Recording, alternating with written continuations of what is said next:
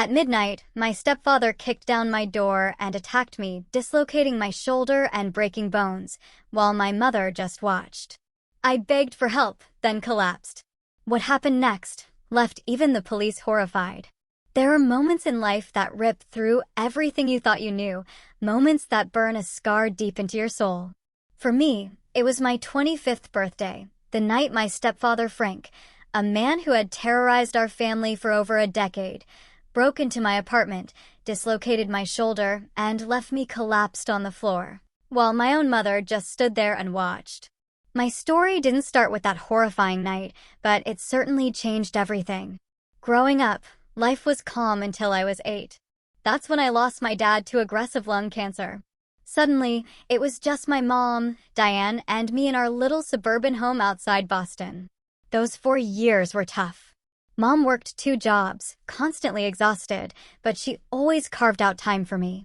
We had our Friday movie nights, weekend cookie baking, and she never missed a single school event. Despite the hardship, our bond felt unbreakable. Then, when I was 12, everything shifted. Mom met Frank at the bank where she'd started working as a teller. He was the branch manager, outwardly respectable, with a stable job and money. I still remember his first dinner with us. He brought Mom flowers and, for me, a book on astronomy. He'd heard I loved stars. He was charming, attentive, and seemed genuinely interested in getting to know me. I was still grieving Dad, hesitant, but Frank never pushed. He took it slow, including me in their trips to the zoo or museums. 6 months later, he proposed. They married when I was 13. It was a small, elegant wedding, just like Mom wanted. Frank had money, more than we were used to, and soon we moved into his spacious colonial house. I got my own room, with a new computer and bookshelf. For a few months, it felt perfect. But the changes were subtle at first, almost imperceptible. Frank insisted on managing all the finances, gently persuading Mom to close her personal bank account and merge everything with his. He had these logical, reassuring explanations. It was more efficient, they'd save on fees, they were a family now. Mom, perhaps too desperate for security, agreed. Then he started in on her friends. Karen was too gossipy. Susan was a bad influence with her divorce talk. Jennifer spent too much. One by one, Mom's social circle evaporated. She stopped calling, stopped visiting, just to avoid Frank's disapproving comments. I watched Mom change. The woman who once sang while cooking now moved silently through the kitchen. She checked with Frank before buying anything, even small things. Her vibrant wardrobe was replaced by conservative clothes Frank deemed appropriate. The bright red lipstick she'd always loved? Gone. The first time I saw his real anger, I was 14. Mom had bought a simple sundress for a staff picnic without consulting him. It wasn't expensive, but Frank exploded. He didn't hit her then, not that time. Instead, he threw his dinner plate against the wall, shattering it, leaving spaghetti sauce dripping down our cream-colored wallpaper like blood. He called her irresponsible, reckless, ungrateful. Mom apologized repeatedly. She returned the dress the next day and never shopped alone again. By high school, I developed a survival strategy: avoid Frank at all costs. I joined every after-school club, studied at the library, spent weekends at friends' houses. When I was home, I stayed in my room, door closed, only emerging when absolutely necessary. Frank never explicitly forbade these activities. He probably preferred me out of the way. My relationship with Mom suffered. I resented her for changing, for choosing Frank over our once close bond. When I tried to talk to her about his controlling behavior, she'd dismiss me. "You don't understand adult relationships," she'd say. "Frank takes care of us. We're lucky to have him." Eventually, I stopped trying. We lived in the same house, but in separate worlds. In my junior year, I walked in on Mom covering a bruise on her cheek with makeup.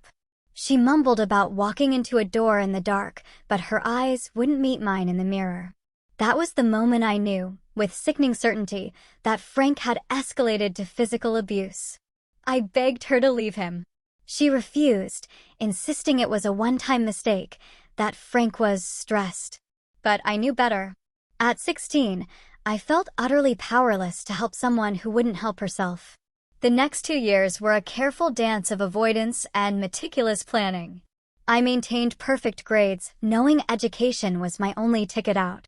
I researched colleges far from home, applied for every scholarship, and worked part-time at a local bookstore, saving every penny. Frank seemed pleased with my academic success, viewing it as a reflection of his own good parenting, and mostly left me alone. When my acceptance letter from Boston University arrived, with a substantial scholarship, I felt like I could finally breathe. Frank was surprisingly supportive, probably because my achievements reflected well on him, and maybe he just wanted me out of the house. Mom, though, seemed torn between pride and a deep-seated fear. The night before I left for college, after Frank was asleep, she came into my room. "I'm proud of you," she whispered, sitting on the edge of my bed like she used to when I was little.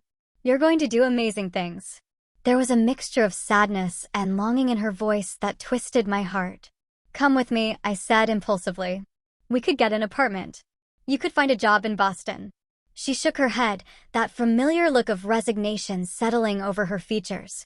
"This is my life now, Louise," she said, her voice barely audible. "But it doesn't have to be yours. Promise me you'll build a good life, no matter what." The next morning, Frank drove us to Boston in tense silence. He played the role of devoted stepfather perfectly, carrying my boxes up to the dorm in front of my roommate and her parents. When it was time to leave, Mom hugged me tightly, whispering, "I love you," in my ear. Frank gave me an awkward pat on the shoulder and a check for emergencies. I never cashed it. My first semester at college was like emerging from a dark, suffocating cave into brilliant sunlight. I made friends who knew nothing about my home life, joined study groups, even tried out for the debate team. My roommate, Zoe, studying journalism, introduced me to her eclectic group of friends. For the first time in years, I felt normal, unburdened by the constant tension of living with Frank. I declared psychology as my major sophomore year, driven by a desperate need to understand what had happened to my family. Why did Mom stay? Why did Frank need to control and hurt others? Could I have done something differently? My professors noticed my intensity, my desperate search for answers. Professor Sarah Levine, a specialist in trauma and domestic violence, took a particular interest, becoming my mentor and eventually a friend. During office hours one day, I finally opened up about my home situation. Instead of pity, she offered understanding and practical advice. She recommended books, connected me with support groups for adult children of abusive households, and encouraged me to consider therapy. "The patterns we grow up with shape us," she explained. "But they don't have to define us. Understanding them is the first step to breaking free." Communication with Mom became increasingly difficult during those years. Our phone calls were brief, superficial, always made when Frank was at work. She never shared anything meaningful, deflecting my questions with vague reassurances that everything was fine. I came home for holidays freshman year, but the atmosphere was so stifling that I found excuses to stay at school for most breaks after that. Mom would visit occasionally, always alone, always looking over her shoulder as if Frank might materialize behind her. To support myself, I worked 20 hours a week at the university library. The quiet, organized environment was soothing, and my supervisor was flexible. I was determined to be financially independent, refusing any money connected to Frank. I lived frugally, shopped at thrift stores, and cooked cheap, healthy meals in the dorm kitchen. During junior year, I met Eric in my abnormal psychology class. He was studying to be a clinical social worker, passionate about helping at-risk youth. Unlike the few guys I'd casually dated before, Eric was patient, perceptive. He noticed when certain topics made me uncomfortable and never pushed. Gradually, I told him about my family, testing his reactions with small revelations before trusting him with the full story. "Your mom needs help," he said after hearing it all. "But so do you. Having a parent in an abusive relationship affects you, too, even from a distance." With Eric's encouragement, I started seeing a therapist at the university's counseling center. Dr. Melissa helped me work through my complicated feelings of love, anger, and guilt regarding my mother, and my fear and resentment of Frank. Slowly, I began to understand that I couldn't save Mom if she wasn't ready to leave, but I could, and had to, build my own healthy life. I graduated summa cum laude, Professor Levine writing glowing recommendations for graduate programs. Mom attended my graduation ceremony, sitting alone in the audience, Frank claiming a work emergency. She looked older than her 47 years, her once vibrant brown hair streaked with gray, her posture slightly stooped as if perpetually bracing for impact. We went to dinner afterward, just the two of us at a small Italian restaurant. "I always knew you'd do something special," she said, smiling genuinely. "For the first time in years, your father would have been so proud." I took her hand across the table. "I'm staying in Boston. I found an apartment and a job at a community mental health center. You could visit anytime. Stay as long as you want." She squeezed my hand, then withdrew it to fiddle with her napkin. "I'll try. Things are just busy with Frank's work schedule and the house." Her voice trailed off, and I knew she was afraid to make promises she couldn't keep. We parted with tight hugs and tentative plans for her to visit that summer. As I watched her taxi drive away, I wondered if I would ever have my real mother back. After graduation, I settled into my one-bedroom apartment in a converted brownstone in Somerville, a short subway ride from downtown. The rent stretched my budget thin, but having my own secure space felt worth every penny. My job at the Riverside Community Mental Health Center was entry-level, assisting licensed therapists, sitting in on group sessions. The pay was modest, but the experience was invaluable, especially with the part-time graduate courses I was taking in clinical psychology. 6 months into my new life, I received an unexpected message from Eric. We'd broken up amicably before graduation, both focused on our careers, unsure about a long-distance relationship as he'd moved to Chicago. His message was simple. He was moving back to Boston for a new job opportunity and wondered if I'd like to get coffee. Our reunion coffee turned into dinner, which evolved into regular dates. Eric had matured, more confident in his skills, clearer about his goals. He now worked for a nonprofit helping low-income families affected by addiction. We slipped back into our relationship with surprising ease, both more self-aware and better at communicating. Then one evening, during a video call with Mom, I noticed a yellowish bruise fading around her right eye. When I asked about it, she nervously adjusted her webcam and claimed she'd tripped on the stairs while carrying laundry. The explanation might have been plausible if not for the way her eyes darted around, likely checking if Frank was within earshot. "Mom," I said gently, "you know you can tell me anything, right? If something is happening, I can help." "Everything is fine, sweetie," she insisted, plastering on a smile that didn't reach her eyes. "How's your new project at work going?" The abrupt change of subject was typical, but I decided not to push. Instead, I started calling more frequently at different times of day, hoping to catch her when she felt safer to talk. I also befriended Catherine, a colleague who specialized in domestic violence cases. Without breaking confidentiality about Mom, I asked general questions about how abuse escalates and what resources were available. "The most dangerous time is when they try to leave," Catherine explained during one lunch break. "That's when control is threatened, and abusers often escalate to prevent losing their victim. Any escape plan needs to prioritize safety above all else." I started researching domestic violence shelters in my parents' area, saving phone numbers and addresses in a password-protected document on my computer. I looked into legal options, restraining orders, support groups, all while knowing none of it would help unless Mom was willing to take that first terrifying step. 3 months before my 25th birthday, Mom called while I was having dinner with Eric at my apartment. Her voice was shaking, barely audible. "He found the brochure," she whispered. "What brochure?" I asked, though I already suspected the answer. "For the Women's Center, the one you mailed me." He went through my purse. She was crying now, trying to keep quiet. "He says I'm ungrateful, that I'm planning to leave him after everything he's done for me. He broke my phone. I'm using the neighbor's landline while he's out." My heart raced. "Mom, listen to me. Pack a small bag. Only essentials. I'll call you an Uber to the bus station. You can come stay with me. We'll figure everything out once you're safe." "I can't just leave," she protested weakly. "The house, my job." What would people think? None of that matters if you're not safe. I insisted. Please, Mom. I'm afraid of what he might do. There was a long pause. Maybe you're right, she finally said. Let me think about it. I'll call you back tomorrow when he's at work. Eric, who had been listening to my side of the conversation, looked concerned. Do you think she's in immediate danger? Should we call the local police for a welfare check? I don't know, I admitted. Frank is careful. He's never done anything that would get him arrested. If we call the police and nothing happens, it might just make things worse for her. We stayed up late discussing options, Eric helping me refine a safety plan for Mom. I barely slept, waiting for her call the next day. When it finally came, my heart sank at her first words. Everything is fine now, she said, her voice unnaturally bright. Frank and I had a good talk. He explained that he was just worried about me being influenced by negative people.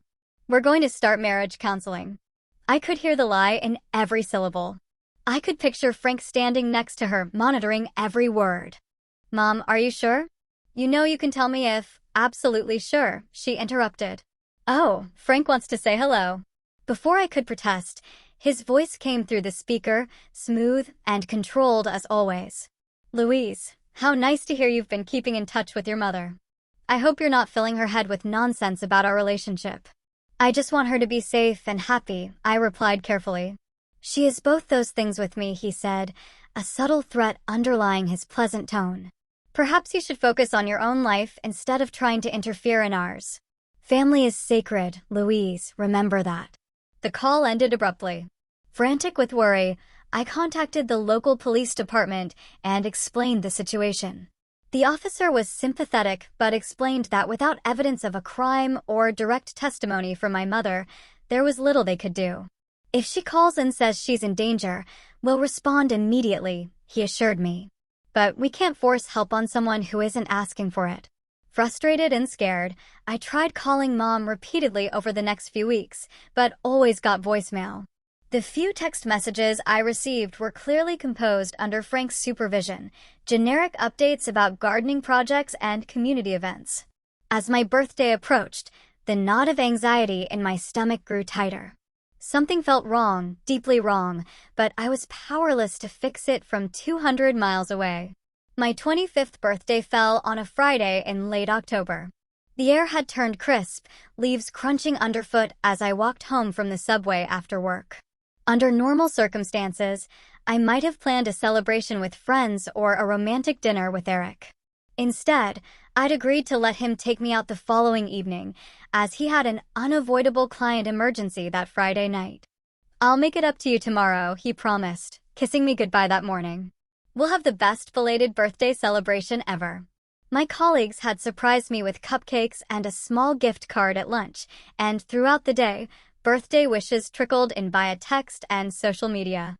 I tried calling Mom several times, but as expected, there was no answer. I left a cheerful voicemail, making no mention of the tension from our last conversation, simply saying I loved her and hoped to hear from her soon.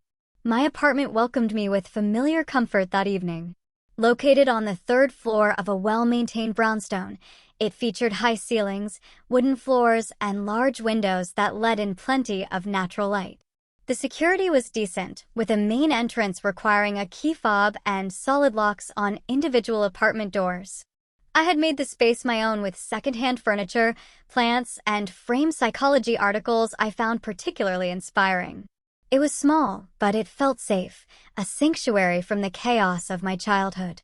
I treated myself to takeout from my favorite Thai restaurant, opened a bottle of wine, and settled on the couch with a novel I'd been meaning to read. Around 9, Eric called to wish me happy birthday again and promised that tomorrow's celebration would be worth the wait. By 11, I had changed into pajamas and was drifting off to sleep, the novel abandoned on my nightstand. The pounding on my door jolted me awake. Disoriented, I fumbled for my phone to check the time, 12:17 a.m.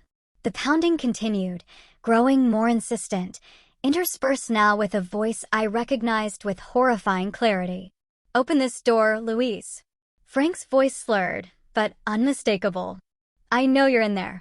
My heart racing, I crept to the door and looked through the peephole. Frank stood in the hallway, face flushed with anger, or alcohol, or both. Behind him, partially obscured, stood my mother. Her expression was a mask of pure terror. Frank pounded again, the door shuddering in its frame. "What are you doing here?" I called through the door, trying to keep my voice steady while frantically typing a text to Eric with one hand. "It's after midnight." "We came to wish you happy birthday," Frank replied, with a grotesque attempt at joviality. "Open up, Louise. Don't be rude to your parents." "Please, go away," I said, louder now. "I'll call the police if you don't leave." That was when something in Frank snapped. "You ungrateful little bastard," he roared, launching his body against the door with such force that the wood splintered around the lock. 2 more powerful kicks, and the door gave way entirely, Frank stumbling into my apartment with murderous rage in his eyes. I backed away, phone clutched in my hand. "I'm calling 911. I warned, fingers already dialing. Frank lunged forward with surprising speed for a man his size. He knocked the phone from my hand, sending it skittering across the floor. Before I could react, his fingers tangled in my hair, yanking me forward so violently that pain exploded across my scalp. His other hand formed a fist that connected with my cheekbone, sending stars across my vision. "Frank, stop." My mother's voice, thin and terrified, came from the doorway. "Please, you're hurting her." He ignored her, dragging me by the hair across the living room and slamming me into the wall. My head cracked against the plaster, dazing me momentarily. I tried to fight back, clawing at his face, kicking at his shins, but Frank outweighed me by at least 100 pounds. "Mom, help me!" I screamed, making eye contact with her over Frank's shoulder. She stood frozen in the doorway, hands covering her mouth, eyes wide with horror, but her body immobile. "Please, Mom." Frank spun me around, grabbed my right arm, and twisted it behind my back, pushing upward with savage force. There was a sickening pop as my shoulder dislocated, pain so intense that my vision tunneled to pinpricks of light in a sea of darkness. I screamed, the sound primal and agonized. "This is what happens when you try to destroy a family." Frank hissed in my ear, his breath hot and reeking of whiskey. "This is what you deserve." He slammed me against the wall again, my already injured shoulder taking the brunt of the impact. The pain was blinding, nauseating. I felt something crack in my ribcage as he punched me again, this time in the side. Another blow caught my temple, sending me sprawling to the floor. Through my swelling eyes, I saw my phone, just inches from my outstretched left hand. With the last of my strength, I lunged for it, my fingers finding the emergency SOS button I had programmed. 3 quick presses sent my location to emergency services. Frank's foot connected with my ribs again, and I curled into a protective ball, tasting blood, feeling consciousness slipping away. The last thing I remember before darkness claimed me was my mother's face, tears streaming down her cheeks, her mouth forming words I could no longer hear. In the distance, sirens wailed, growing louder, then fading as I slipped into unconsciousness. The steady beeping of a heart monitor pulled me from darkness. My eyelids felt impossibly heavy, but I managed to open them to a blur of white ceiling and fluorescent lights. Pain radiated from seemingly everywhere, particularly my right shoulder and ribcage. A warm pressure on my left hand drew my attention, and I turned my head slightly to see Eric sitting beside the hospital bed, his fingers intertwined with mine, his head bowed in what looked like prayer or exhaustion. "Eric," I tried to say, but it came out as a rasp. His head snapped up, relief washing over his tired features. "Louise," he whispered, leaning closer. "Thank God. Let me get the nurse." He pressed a button and moments later, a nurse bustled in, followed by a doctor. They checked my vitals, asked questions, and explained my injuries. "You have a dislocated right shoulder, which we reduced while you were unconscious," the doctor explained. "2 fractured ribs on your right side, facial contusions, and a mild concussion. You were lucky the police arrived when they did." "Do you remember what happened?" The memories flooded back in horrifying clarity. Frank breaking down my door, the first punch, my mother watching, the sickening pop of my shoulder. I nodded slowly, wincing at the pain the movement caused. "Frank," I managed. "My stepfather, he attacked me." My mother was there, too. Are they? Your stepfather is in custody, Eric said, his voice tight with controlled anger. The police arrested him at the scene. Your mother is in the waiting room. She's been here all night, but was afraid to come in. A police officer arrived shortly after, a woman with kind eyes and a notebook. She introduced herself as Officer Rivera and explained she needed my statement while events were still fresh. With Eric holding my hand for support, I recounted everything, from the midnight pounding on my door to losing consciousness as sirens approached. We have your stepfather in custody on charges of breaking and entering, assault, and battery, Officer Rivera confirmed. Your emergency call recorded parts of the attack, and the evidence of forced entry is clear. Your injuries and the medical report will support the case. The question now is whether you want to press charges. Yes, I said without hesitation. I want him prosecuted to the fullest extent possible. Officer Rivera nodded. Good. Too often in domestic cases, victims are afraid to go forward. There will be paperwork to sign when you're feeling better. We'll also need to talk about a restraining order. After she left, Eric filled in the gaps in my memory. He had received my partial text and called the police himself when I didn't answer his frantic callbacks. He arrived at my apartment shortly after the ambulance, finding the door smashed in and blood on the living room wall.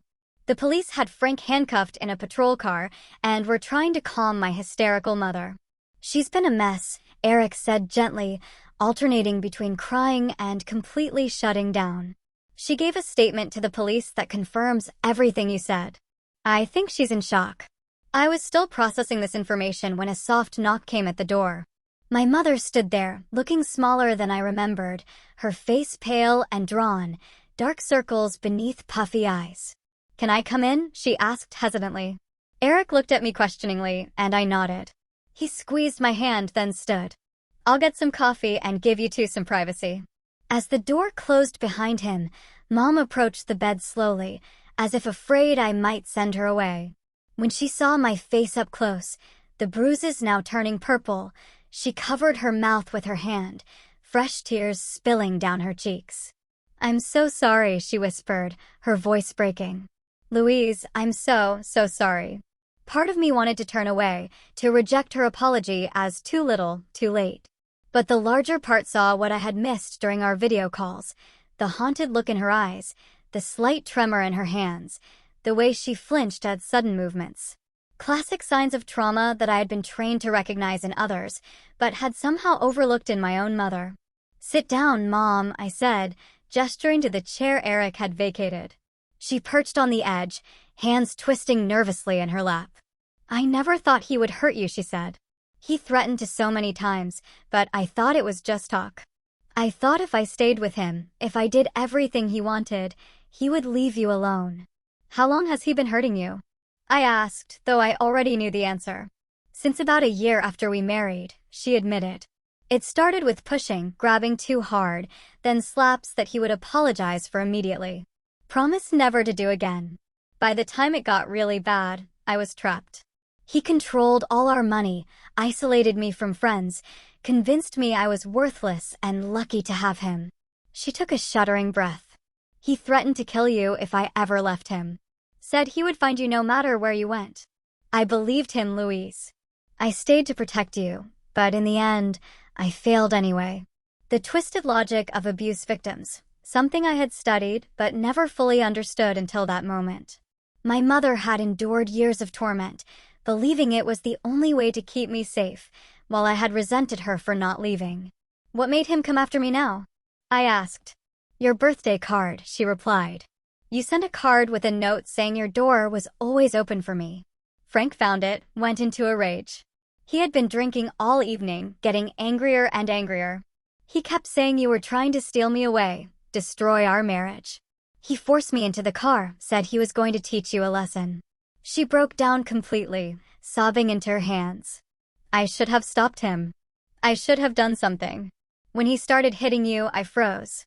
I have never hated myself more than in that moment. A nurse came in to check my pain levels and administer medication. By the time she left, my mother had composed herself somewhat, though her eyes remained red-rimmed and haunted. The police want to know if I'm pressing charges, I told her. I am. He belongs in prison, Mom. She nodded slowly. I know. I already told them I'll testify against him. I'm done being afraid, Louise. It took seeing him hurt you to finally understand there is no protecting anyone by staying silent. My colleague Catherine arrived that afternoon, having heard about the assault from Eric. She brought resources for both Mom and me, information about victim services, therapy options, support groups. More importantly, she connected us with Jessica, a lawyer who specialized in domestic violence cases.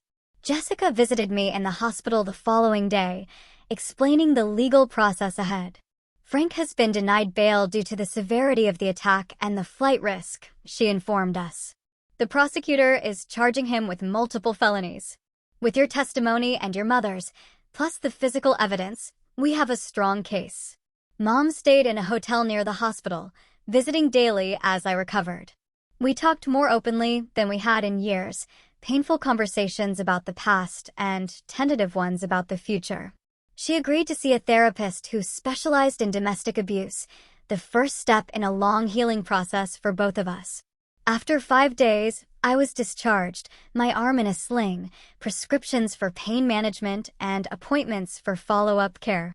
Eric insisted I stay at his apartment until mine was repaired and secured with better locks.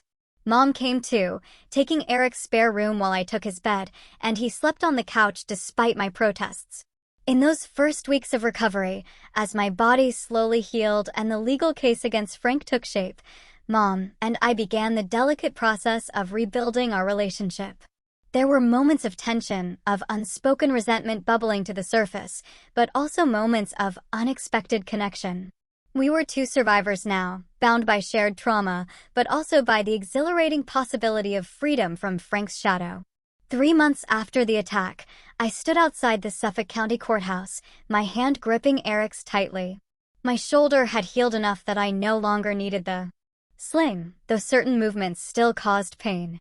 The physical therapist said I might always have some limitation in that joint, a permanent reminder of that night.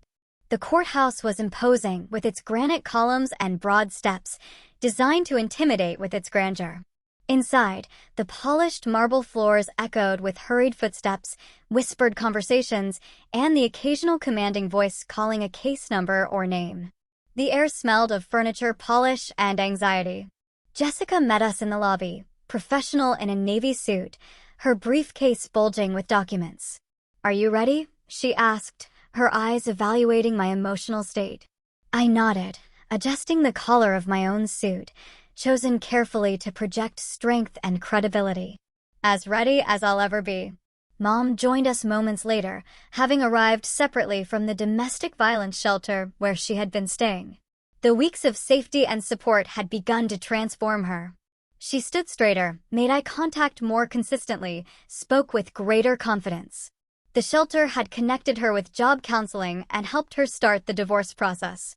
Frank is already inside with his attorney, Jessica informed us. Remember what we practiced. Answer questions directly. Don't let them provoke emotional responses. We have the facts and evidence on our side. The courtroom fell silent as we entered, all eyes turning to assess us. Frank sat at the defense table, impeccably dressed in an expensive suit, his silver hair perfectly styled. He looked more like a CEO than a man accused of violent assault. Beside him sat his lawyer, Thomas Wilson, known for representing wealthy clients and securing favorable outcomes through aggressive tactics. Frank's eyes met mine briefly, a flash of contempt crossing his features before he composed himself. I refused to look away, holding his gaze until he turned to whisper something to his attorney. That small victory steadied me as we took our seats behind the prosecution table. The proceedings began with opening statements. The prosecutor, Maria Delgado, outlined the case clearly and forcefully, detailing the break-in, the assault, and my injuries. She highlighted Frank's history of controlling behavior and the premeditated nature of the attack. Wilson's opening painted a vastly different picture. Frank as a concerned stepfather, worried about my influence on my mother, who had gone to have a conversation that escalated when I allegedly became hysterical and attacked him, forcing him to defend himself. The fabrication was so outrageous, I had to grip the bench to keep from objecting. They'll try to twist everything, Jessica whispered. Let the evidence speak for itself. When called to testify, I walked to the witness stand with deliberate calm, swore to tell the truth, and faced the courtroom. For nearly 2 hours, I answered the prosecutor's questions, describing my childhood after Frank entered our lives, the escalating control, the isolation of my mother, and finally, in excruciating detail, the events of that October night. And at any point, Delgado asked, "Did you attack or threaten Mr. Sullivan prior to him breaking down your door?" "No," I stated firmly. "I never even opened the door. I asked him to leave and said I would call the police if he didn't." Wilson's cross-examination was exactly as Jessica had prepared me for, aggressive, manipulative, designed to provoke emotional responses that might make me appear unstable. "Is it not true, Miss Moore, that you have been trying to separate your mother from your stepfather for years?" he demanded. "I have been trying to help my mother escape an abusive relationship," I corrected calmly. "And you sent materials about leaving one spouse to your mother's home, knowing they would likely be discovered by Mr. Sullivan?" "I sent information about domestic violence resources because I feared for her safety." He attempted to paint me as vindictive, resentful of Frank's authority, determined to destroy their marriage out of jealousy. With each question, I took a breath before answering, sticking to facts, refusing to be baited into anger. My mother's testimony the following day was both heartbreaking and powerful. Her voice shook initially as she described 12 years of escalating abuse, but it grew stronger as she detailed Frank's threats, the financial control, the isolation, and finally, the night he forced her into the car to confront me. "He said he was going to teach Louise a lesson for trying to turn me against him," she testified. "I was terrified he would hurt her, but too afraid to defy him. When he started hitting her, I froze. It was like watching a nightmare I couldn't wake up from." Wilson's attempt to discredit her by suggesting she was mentally unstable or seeking financial gain through divorce backfired when Mom calmly described how Frank had ensured she had no access to money, no credit in her name, no way to support herself independently. The medical evidence was presented next, photographs of my injuries, the doctor's report detailing the dislocated shoulder, fractured ribs, concussion, and facial contusions. The emergency room physician testified about the significant force required to cause such injuries. The jury visibly reacted to the images, several members looking at Frank with undisguised disgust. Officer Rivera and her partner described the scene they found at my apartment, the broken door, blood on the wall, my unconscious form on the floor, Frank still raging as they restrained him. The partial recording from my emergency call was played in court. My screams and Frank's threats filled the silent room. Throughout the week-long trial, I endured Frank's cold stare each day, refusing to be intimidated. Eric sat beside me constantly, his presence a steady anchor. My colleagues from the mental health center came to show support, as did Professor Levine, who had driven up from Boston University.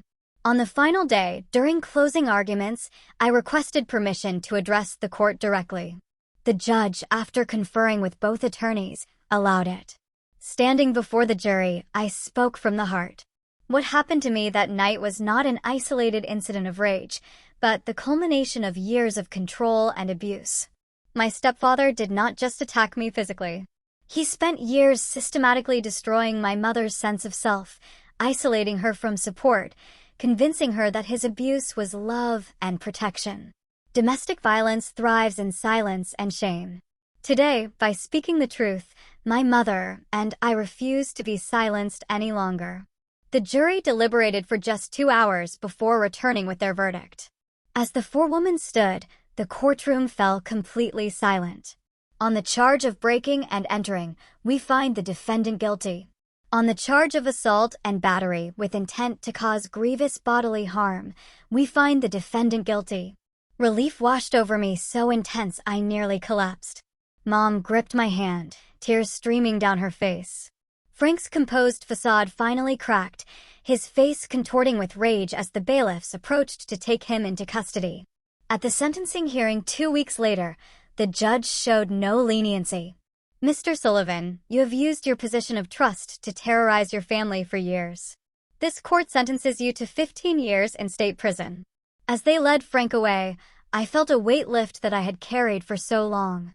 I had forgotten what it was like to stand straight. For the first time since I was 12 years old, I could breathe freely without fear of the man who had cast such a long shadow over our lives. 2 years after the trial, on a bright spring morning, I stood before a small audience in the community room of the Boston Women's Shelter. My hair had grown out since I cut it short after the attack, now falling in soft waves past my shoulders. The physical scars had faded, though my right shoulder still ached in cold weather and would never regain its full range of motion. My name is Louise Moore, I began, and today I want to talk about the journey from victim to survivor to thriver. The women watching me knew parts of my story already. Some had attended support groups I facilitated. Others had received counseling at the Breakthrough Center, the organization I had founded with my recently completed master's degree in trauma psychology. After the trial, I had thrown myself into completing my education, determined to turn my experience into something meaningful. With guidance from Professor Levine and a grant from a victims advocacy foundation, I had established a small but growing center dedicated to helping domestic violence survivors rebuild their lives. 2 years ago, I lay in a hospital bed, broken physically and emotionally, I continued. Today, I stand before you, not because the pain magically disappeared, but because I learned to carry it differently. Healing is not a straight line. It is messy and nonlinear. There are setbacks and breakthroughs, often on the same day. My mother sat in the front row, pride evident in her smile. She had lived with me for 6 months after the trial, attending therapy 3 times a week, gradually finding her voice and identity again. Now she had her own apartment near mine and worked part-time at a local bookstore, slowly building an independent life. Our relationship had transformed through countless difficult conversations, tears, and eventually, genuine forgiveness. Not forgiveness for Frank, but for ourselves and each other. For the times we had failed to understand, failed to act, failed to support one another under impossible circumstances. The hardest lesson I learned, I told the audience, was that you cannot save someone who is not ready to be saved, but you can create a safe space for them to come to when they are ready. You can leave a light on in the darkness. Eric sat beside my mother, the diamond on my left hand catching the light when I gestured. Our engagement was recent, a step we had taken only after much thought and discussion. Eric had been patient, understanding that trauma changes a person's relationship with trust and intimacy. He had never pushed, never rushed, simply remained steady as I worked through my healing process.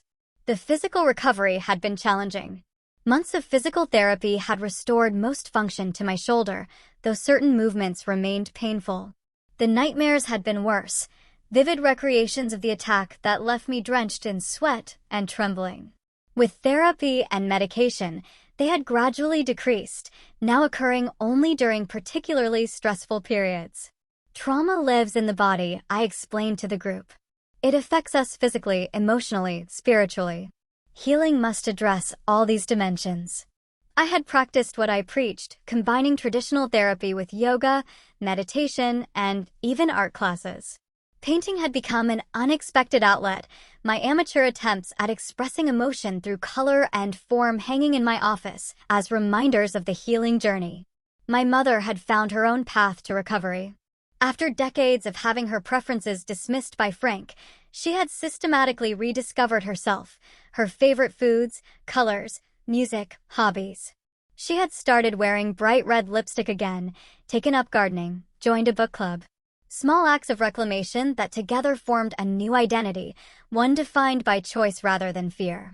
The turning point in my healing, I continued, came when I realized that holding on to hatred for my abuser was keeping me connected to him.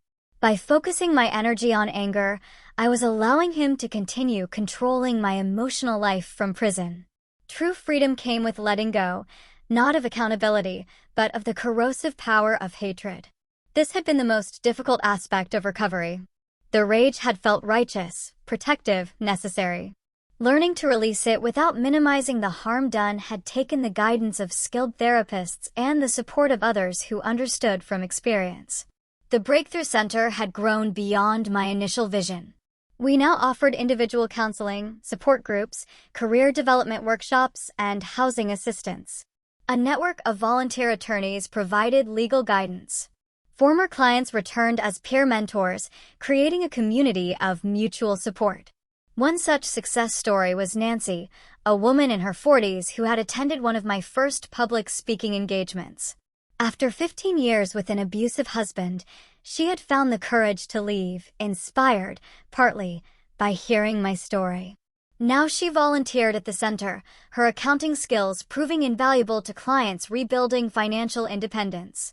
The greatest myth about abuse, I told the audience, is that it only happens to certain types of people. Those who are weak or codependent. The truth is that abuse can happen to anyone. Victims don't need our judgment. They need our compassion and practical support. As I concluded my talk, I looked around at the faces before me. Some bearing visible scars, others carrying wounds invisible to the eye but no less real. Each person represented both a tragedy and a triumph, lives derailed by violence, but refusing to be defined by it. My stepfather took many things from me and my mother, I said. Years of peace, a sense of safety, physical well-being. But he failed to take what matters most. Our capacity to heal, to love, to build something new from the wreckage. That resilience lives in every one of you. It is not something special or unique to me. It is the fundamental human ability to begin again, no matter how many times we have been broken. The applause was warm as I finished, several women wiping away tears. As they gathered around to speak with me afterward, sharing their own stories and challenges, I felt the familiar mix of sorrow and hope that now characterized my work. Each conversation reminded me that healing happens in connection, not isolation. We recover ourselves through helping others recover.